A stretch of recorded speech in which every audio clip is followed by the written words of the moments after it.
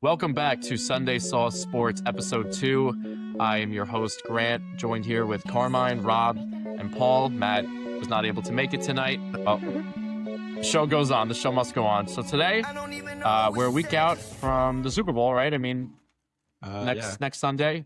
NFL Honors is Saturday night before the Super Bowl. Yep. We wanted to talk about our predictions for the NFL Honors. We're going to go through our MVP choices: Offensive Player of the Year, Defensive Player of the Year, Offensive Rookie of the Year, Defensive Rookie of the Year, Comeback Player of the Year, Coach of the Year, Assistant Coach of the Year, and then Executive of the Year. All right, let's get right into it. So, Paul, if you want to start with your MVP choice for this 2025-2026 NFL season. Yep. So MVP, I know it's a lot of, I guess, controversy if it's going to be, split between Stafford and May. I think it should respectfully be Stafford kind of unanimously. Nothing against May or anything incredible in his second year. I think Stafford had one of those, I'm not going to say best years like of an MVP ever or anything like that, but I mean, the numbers were there. I thought Stafford was the clear best player pretty much from start to finish, maybe with a blip of, one or 2 weeks here and there. He was always my MVP pretty much from the start. So yeah, I'm going Stafford pretty easily there. I mean, I have to agree on that take. I mean, Drake May, what a year, bringing the Patriots back. How long did it take? Through three seasons, 3 or 4 seasons. Drake May is not just Drake May singled out, but I mean collective. Yep. Drake May, but he's been talented this year. Talented young kid. Last year, he stepped in for a worse Patriots team, but you saw the flashes, and then this year he puts it all together, and he's in the MVP conversation. But you got to give credit to Matt Stafford, who's slinging it. How old is he? 37. Right. He's slinging it. Started the year with a back injury. And he's going to end the Allegedly. year. He's going to end the year. He didn't even practice in training camp. All right, so obviously we're feeling Stafford right now. Carmine, if you want to, any thoughts? Do you agree, I'm assuming? Or? Yeah, I agree with that. It's basically everything that they said. I fully agree with. I thought Stafford throughout the year was just the best quarterback not by far, but right. I mean, May was awesome, but I just think Stafford was just like the most consistent most of the year, and he obviously showed it with the stats that he put up too. Yeah, obviously got to give credit to Drake May. The guy balled out first year with Vrabel there as head coach. I think he's their guy going forward. He's going to have, a great bunch of years coming up. But I think Stafford is the clear MVP. I mean, first in passing yards, first in touchdowns, only 8 interceptions, rating 109 and 12-5 record. Leading the Rams to the NFC Championship, fell short to the Seahawks, division rival, but still great season for Stafford. I think the one knock like people are going to use against him is like not winning the division per se, or I don't know, like maybe the 2 bad weeks he had here. It's like, I mean, I'm not a schedule guy, by the way. Like, I'm not one of those proponents of like a Mickey Mouse schedule. Like, Rams didn't have an easy schedule. They also played in the far and away toughest division in football. Yeah, I mean, and they were a 5 seed with 13 wins. 12 wins. Yeah, right, because they lost at Atlanta. Stupid game on Monday night. But that was literally the only game where you can say you got a bad game. I think just watching, like, if you really knew what you were watching, I'm pretty sure you knew Stafford was the MVP rather easily throughout the whole time. I think Drake had that one moment where you felt like he could creep up on him. Yeah. It was almost right after they lost that game. That was that. Yes, it was that Falcon week, and then Drake had like 5 touchdowns. Drake was the fight. Yes, yeah, but again, like he did it against the Jets, which it shouldn't be used against him. It's just, but they take things into have many NFL players in it. Pats Falcons, early November. Patriots won by 1 point after a late extra point miss by Atlanta. Great year. It's just the fact that Stafford put up the numbers he did. I mean, and Stafford's losses besides the Falcon game, he was almost perfect on every game. That's what I'm saying. Like, I feel like September, October, November, it wasn't even a debate. And then, like, you gave Drake a chance. Like, he had a pulse in December, and I feel like by the end, he kind of closed it again. So it's Stafford. I think we're all agreed. So yep. All right, moving on. Offensive Player of the Year. Carmine, if you want to start with that, what are your thoughts? This was actually the toughest award for me. I personally think it should be Bijan, just because he ended up leading the league in scrimmage yards and he had more touchdowns than everyone.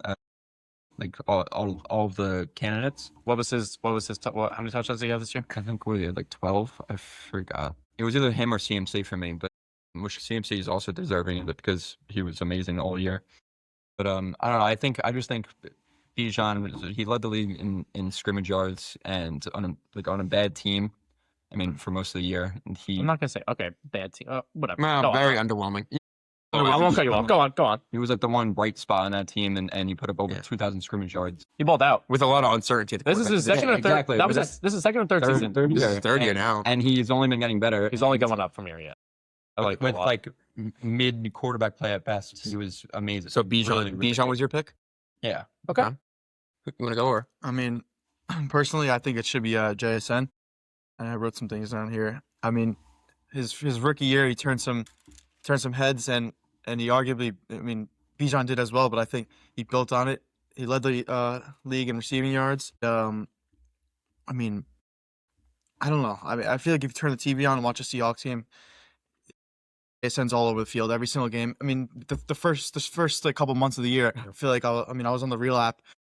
Every single time I checked the Real app, JSN would have over 120 yards Everything ran through him. and pretty much. double-digit Yeah. receptions. I feel like the guy was just a monster all year. But no discredit to Bijan. He's an animal also. Best run. One But of the best. I mean, if it's not- a tough award. But I think it should be JSN. Yeah, I mean, I'll touch up on that. JSN's my pick too. Obviously, the stats speak for themselves, but I want to talk about more so when you're watching him. The guy just makes big plays and big moments. I know a lot of the offensive player of the year and a lot of these like NFL honor like awards come from stats, but the guy comes up clutch like in big moments, makes big plays, gets basically at times. I'm not gonna say putting the team on his back because he's not the one throwing the ball, but I mean, but still, I mean, their most valuable Well, player. he won games for them, like important games for them this season. So, the guy balled out, and obviously I think he's deserving of the offensive player of the year. So Paul, if you want to add to any of that, but that's how I feel. Yeah, so piggybacking off of what you guys said, I would vote JSN close over CMC, and I'll get to why CMC after. JSN deserves it. He should be the winner. I don't think it should be like unanimous or anything, but I felt like a couple things, like we were saying when Rob was talking, I felt like everything kind of went through him on that offense, which is why they were very sneakily explosive all year. Like people probably didn't really give him credit until like close to December, and then you realize they were an explosive offense. He had one of the craziest stats you'll see from a receiver this year. Like his yards per route separation were like double the next guy in a league where these receivers are just like pumped out and crazy year after year. He never really had guys in his vicinity on a regular basis when he would like come out of his cuts and his routes. Guy's always open, quite frankly, and he's a stud. He honestly it wasn't an exaggeration. Obviously, he's not the Darnold throwing a ball, like you said, but they ran the offense through him. He was a force multiplier, and I think he's the biggest reason. Him, Kubiak, Darnold, obviously, but he's right there, the biggest reason why they took such a big leap, and they are where they are, what they're playing for. No now. one would have thought obviously. Yeah, I mean, they'd be there. He put himself in a conversation for into top 3, top 4 receivers, which before the year, no one was talking about him in that conversation. Like maybe a top 10. Like is he even a 1? Off the whole moving DK. Right. To the Steelers and everything. He's great. He had all the numbers. The numbers were there. He was healthy all year. On the 1 seed NFC, they're in a Super Bowl. He was huge reason, if not the biggest why. So he's my guy. But the reason I said it should be close is CMC essentially carried a injury ridiculed team from start to finish. And you can see, I guess, handicapped they were as a whole. By if you look at his rushing numbers, you're not going to be impressed by his yards per rush. But he essentially put up top 5 wide receiver 1 numbers as a running back. 102 receptions and 924 yards. Right. Strictly out of the backfield. And he had 1,200. When teams were openly stacking a box, knowing who were the vertical threats there. I mean, Ricky was in and out. Brandon Ayuk decided not to play football this year. He doesn't like to play I anymore. think the only San Fran really Juwan was hurt. Yeah, I mean, Kittle was in and out of the lineup. It was pretty much McCaffrey and Shanahan, Galaxy brain and scheming against you. No, yes, JSN will be the pick. Should be the pick. He's my pick. Just your honorable mention. But a very honorable mention. The only guy that I think should get another vote would be McCaffrey. 9.1 receiving yards per average. Ridiculous. Catch is insane for a running back, obviously. So yeah. yeah. All right. So Moving to defensive player of the year. This one, obviously, Not really much to talk I was about. gonna Not much say, to talk we about. can probably go quick here. we can go quick here. Obviously, Garrett, but honorable mentions maybe just to talk Yeah, about I and, mean, and we give can some do light that. to. You guys can start. I don't know. I was gonna say, I mean, Will Anderson is dog. yeah, I and mean, Yeah, I'm not putting him over Garrett, but the guy balled out. No. Great defense, obviously. Houston, just got to give credit where credit's due. I don't hate that at all. I actually came out like with a hot take.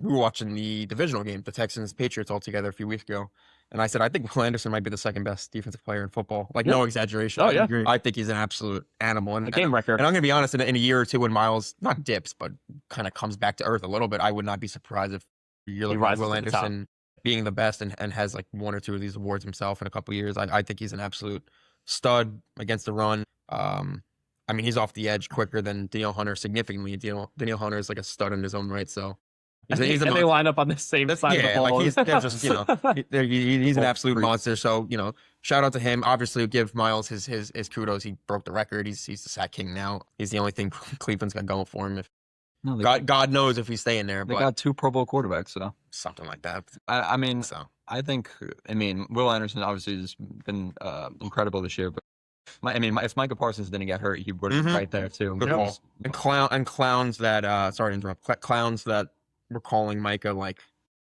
traded or whatever they wanted to call it, like that the trade wasn't as lopsided. You're a clown. They went 0-5. The Packers literally went 0-5 down the stretch as soon as he got hurt. Yeah, he literally made them a top. Sorry, he made them a top 3 like run defense, and then once he got hurt, You just watched a noticeable difference. There's nothing there when he's not there. Yeah.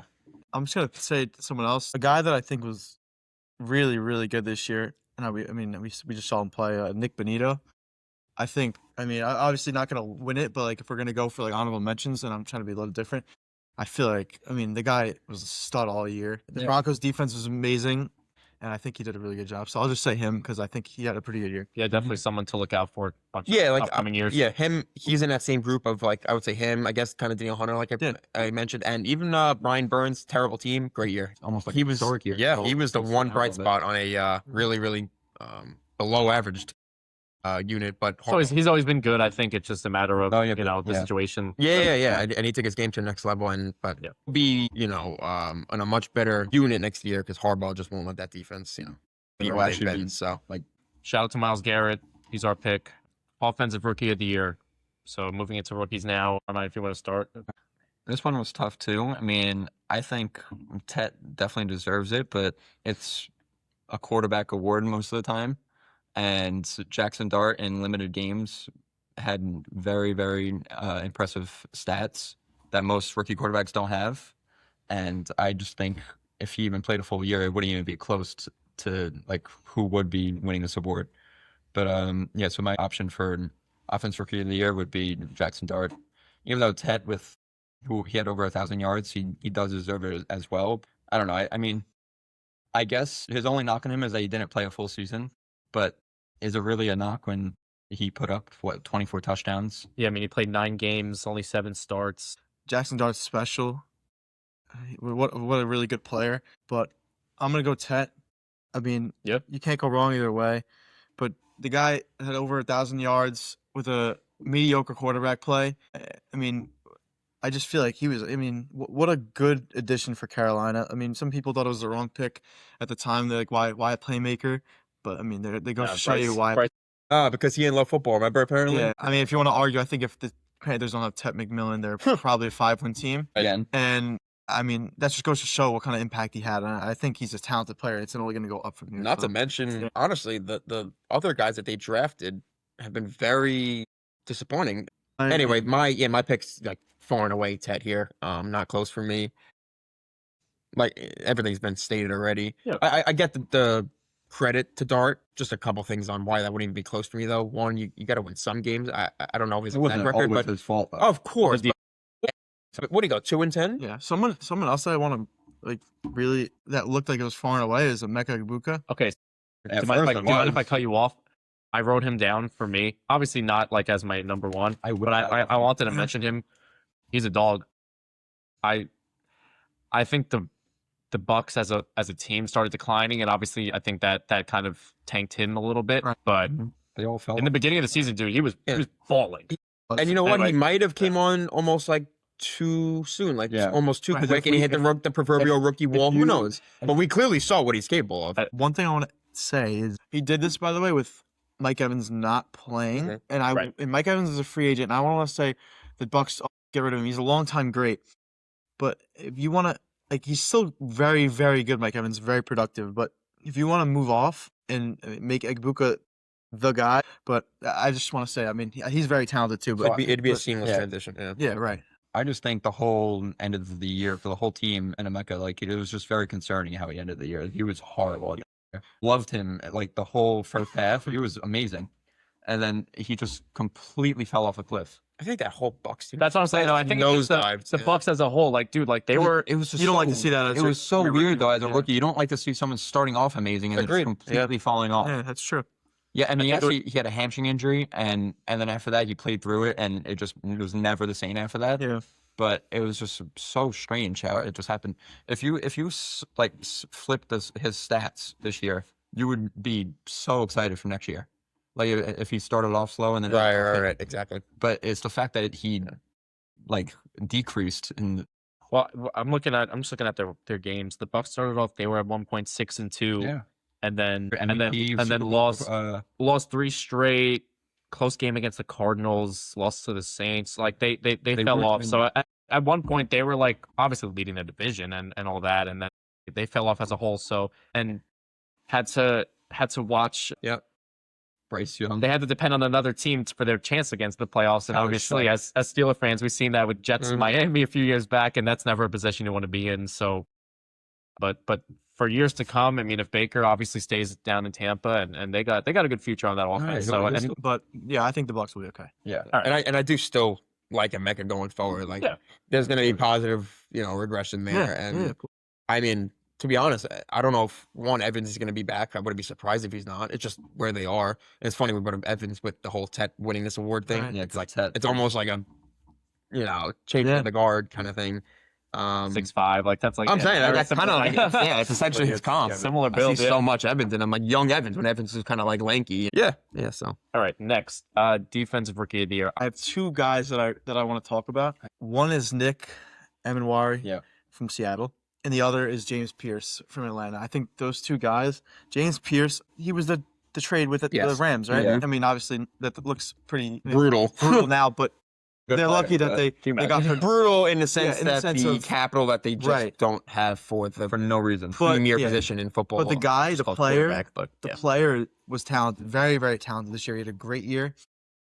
I mean, I think you couldn't leave him off this list. And then Nick Emenwari, also very talented. And those are my two guys. So if you guys want to. So, big James Pierce fan. Liked him in the draft out of Tennessee. Understood why they traded up for him. Came on slowly. Slow, very but- slow. Definitely kind of imposed his will at the end. He'll be a piece for them going forward for old friend Brick. Atlanta does have And- some pretty good. Yeah, no, Billy- for Billy sure. Bowman. Walker too. Xavier Yeah, 100%. Watts. Yeah, Xavier Watts. they definitely have some cornerstones to build around, and you got the vet leadership with, defense- with Jesse Bates, Right, obviously. exactly. Their defense Um, is not bad this year. No, so- it was very good. Yeah, it definitely wasn't the problem for largely. So this award was probably the most, I guess, polarizing to pick for me. Imawari is my pick. Would be my pick. I think he had the most impact on his team. I think he might be like a top 3 or 4 safety already in the league. So Mike McDonald comes from the Baltimore and like the Michigan scheme where their safety is kind of like the X guy, like almost like the X guy on a receiver for the offense. He's kind of like the force multiplier where everything sort of runs through him. And kind of like an example for Baltimore is Kyle Hamilton. Mike McDonald essentially said, my defense is going to go through Kyle Hamilton and I'm going to do the same thing, coming over here in Seattle. They took Worry and pretty much day one stud. You see kind of the effect he's had, not just him obviously as a whole, but the secondary is, bar none, the quickest and most athletic in football. You can line him up on a tight end. He could stay with a receiver. He's physical on everyone, him and Witherspoon. He's a stud. He's just one of my favorite guys to watch on that defense. And so that's who my vote would go to. James Pierce is definitely an honorable mention. And all that being said, I think it's going to be Schlesinger who actually ends up getting it just because of all the accumulated tackle numbers. Not to take anything away from him, but I think he kind of tackled, kind of added tackles up on a bad team. Good defense, bad team, kind of down a lot. He wouldn't be my pick, but he's definitely gonna be a good player for the future. So that's kind of how I thought about that award. Anything else to add? Or? I also picked E-Man for the same exact reasons. I also think, what's his name, Schwarzenegger. Yeah. I think he's going to get it just because he had the most tackles. Yeah, he is very good, and he's going to be one of the best linebackers for a while. All right, I'm gonna transition to now comeback player of the year. If you guys don't mind, I want to start with this one. So I know there's some obvious ones that we've talked about, but I want to throw in here. I think Trevor played really good this year. He got hurt last year, obviously. He only played 10 games last year. So this year, 6th in passing yards, 4,007. He was 5th in touchdowns, 29 12 interceptions. Led his team to division title, right? Great year. He balled out. So comeback player of the year for me is Trev. I don't mind that. I mean, not boring, but deserved. I'm gonna say CMC. All he's dealt with this friggin' leg. I mean, every year, Finally didn't get hurt, right? every single year, there's something going on with this guy. Germany to get things done. I mean, he comes back and he does what he does, and he balls out. I mean, just like I said for JSN, every time I look on the app, I feel like every carry was more than 10 plus yards. It was a catch for a first down. He's just all over the field. And what a comeback of a year after being hurt. Like Paul said, he kind of just led the 49ers offense down the stretch. Yeah, so jumping off what you just said, CMC's my pick here too. I really like the Trevor pick as well. I think he should definitely get some votes. He kind of catapulted himself into MVP consideration at some point throughout the year, which is incredible because he was horrible last year. He's been pretty bad since the collapse against the Chargers in the playoffs, to be honest. He definitely wasn't looking worthy of the #1 pick in his generational prospect, anything like that. So big kudos to him. Let's see. He might turn it around. Who knows? Yeah, who knows? And I'm rooting for him. That's And you're right, under a new regime and especially coaching staff with Liam Cohen, he definitely turned it around. So 100% deserves votes. But I would go give it to CMC. Yep, and just because he's like in that MVP, and especially like I said before, he's my offensive player of the year pick. He was just that guy this year, so he's my pick for that award. All right. Next, coach of the year. So I'm gonna bring it right back to Jacksonville. I'm going Liam Cohen. I think with the situation. So I looked it up. Urban Meyer obviously was Trevor's first coach in 2021. So he was a one and done in 2021. Then you had Doug Peterson come in, led the team to a AFC South title and playoff win in his first season. So credit there. But after that, we saw a decline, I think, in Jacksonville and Trevor. We saw a decline. Liam Cohen came in and hyped up this team. And they backed it, man. I mean, they looked really good this year. Like I think the AFC South is going to be finally like competitive. Big future in Jacksonville. So that's my pick. Liam Cohen, 13-4 record, AFC South title, #3 seed in the conference. Only first-year head coach in NFL history to win 12+ games after taking over a new team that had 4 fewer wins in the prior season. So he was great. Shout out to Liam Cohen in Jacksonville. Whoever, Paul, if you want to go next. Or... Sure. Yeah, funny you said that. The Doug Peterson, that game, the one playoff game, was literally that comeback against the Chargers that we were just talking to about Trevor. They were irrelevant since then, pretty much. And then Liam Cohen comes into this, disaster. Shit show, technically, pretty much. Yeah, I mean, it's fire of a franchise, right? I know, I didn't. I mean, it's weird. I had some belief in him. I think preseason I picked him to win the division, but like with 10 wins, like in a weak division. I like Liam Cohen. I'm going to be honest. I believe in anyone under the Sean McVay tree. I just do. It's a strong tree, dude. Yeah, but no, he proved his worth for sure. He was great. He was awesome week in, week out. It's easy to sneak under the radar there in Jacksonville, but takes no credit away from him. He was awesome. He's my pick, Liam Cohen, also. Yeah, and I just want to add this before we whoever wants to go next.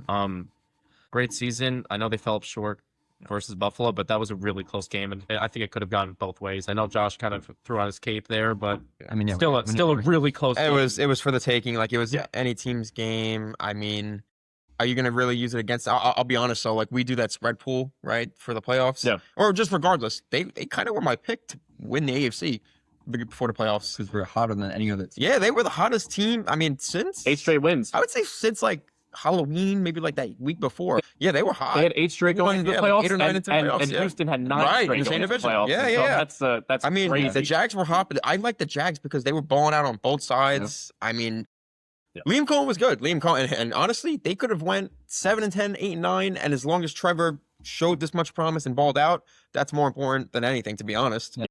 Getting him back on track, and he Yeah. needs to be the guy. Like, Liam plain and Cohen- simple, he needs to be the guy for what he's Liam being Cohen- paid. You got to give huge shout out to Vrabel. Honestly, this award should probably get the most votes. Votes, like, spread out, of all the spread out. awards. There Yeah, should be yeah. probably 4 or 5, even 6 guys getting votes for this award. I know it's not like that because they only narrowed it down. It's like, Yeah, so I think Vrabel deserves it too. That was my pick Yeah. for it. I mean, Liam Cohen. This was honestly a very tough decision because all the candidates deserve it. Yeah. Ben Johnson, Liam Cohen, Mike That was my McDonald. pick. Mike McDonald. I just chose Vrabel because, I mean, he brought this team was like, how many wins did they have last year? 5 wins. 4 maybe. Yeah, they had like 4 or 5 wins last year, and Drake May goes from being like this question mark of like no one really knew what he was going to be. Yeah, obviously had the potential, but now he's an MVP candidate, and they're in the Super Bowl. Yeah. And he turned that defense into a top 10 defense. In 1 year, he brought in Josh McDaniels. Like they did everything correct in 1 year, and it We was saw a lot of teams this season, I think, make really good changes in coaching staff, and then Yeah. a lot of teams downfall, and just Yeah. obviously now we're Right. seeing that they're wiping the slate Yeah. clean and Yeah. starting fresh. this was So. like the biggest turnaround in 1 year, and it worked out perfectly for Vrabel and May. All right, before we go to the next one, I know Rob wants to mention his pick for Coach of the Year. I mean, So Rob, go ahead. yeah, you guys mentioned it before, but I think Ben Johnson deserves it. The Bears, like when he took that job, I remember there's a lot of hate with it. Because obviously Ben Johnson was coveted for multiple years for a head coaching job, and he took it with Caleb and the Bears, and a lot of people were like, "Oh, it's the Bears," like just like how they say it's the Jets, but it's a little different. Right. But like, it's the Bears, like I don't think it's gonna do anything. But damn it, he went in there. I mean, good, better, best. good, better, best. Hell yeah. Win the friggin' division. They beat Green Bay twice. I don't care if Jordan Love wasn't playing. Ben Johnson, culture change in Chicago. I mean, what a difference he made, and I think he deserves it. On not much to say else. I'm Yeah, a big. I agree. Yeah. Before we wrap this up, I'm a big Ben Johnson guy. I mean, he got everyone. You guys all know I love Caleb. He went through just nonstop Quarterback hell. turmoil. Yeah. I mean, quarterback hell last year, right? Matt Eberflus. Just no chance of success there. I'm just looking at the odds opening of the season. Coach of the Year, Vrabel was at a plus 850, and then closing, favorited at Who is the Vegas favorite right now? it's Vrabel. And then who's minus And 285. McDonald. McDonald? Oh yeah, McDonald's Is he number second? 2. I mean, it's crazy. because It really goes to show you. It's actually a huge drop. McDonald plus 300, and then next is Ben Johnson at 1800, and Liam Where's Liam Cohen's Cohen high. fourth? What? Liam Cohen's fourth? That's That's crazy. crazy, man. Well, I'm- tied with Ben Johnson. I'm not even taking anything away from them. Which, by the way, it is crazy we had mentioned McDonald because unbelievable job he did this year. Obviously, Yeah, of course. we could have honestly said we all could have said one different answer, and it would have been more than justifiable. Let's go assistant coach of the year. So shout out to Liam Cohen, McDonald, and Vrabel, And Ben Johnson. and Ben Johnson. Assistant coach of the year. I picked Clint. That's just me. If you guys want to add on to that. Kubiak. Yeah. I mean, I picked Jim Schwartz. Well, what idiots the Browns are, The honestly. guy who's not coming back. to The guy will not be Cleveland. back in Cleveland, and I think that's a huge mistake. I mean, whatever. You hired your head coach. At the end- You let go of your prized defensive coordinator for Todd Right. Monken. I mean, that's just malpractice. Did they interview him?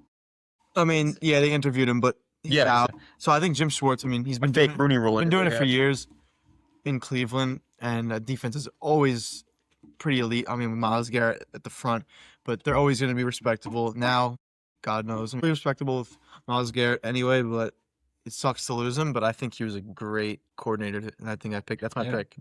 He's been awesome for years. Anyone else have any other? When so Sir? yeah, I agree with Grant. I also picked Kubiak just because like they brought in and Darnold, and within 1 year they completely changed the offense, and they're in the Super Bowl right now. Yeah. So I mean, there's really nothing else that Guy's got a good future in the NFL. He could probably coach anywhere. Like I think. probably will be. Yeah. So Clint, yeah, he'll be the Raiders guy. Yeah. I thought this was a toss up between McDaniels and Kubiak. Mm-hmm. I'm fine with either of them winning. I guess I would maybe lean McDaniels just because they were a dumpster fire last year. Like Sam at least had the great year in Minnesota, kind of was under the Shanahan and then KLC tutelage.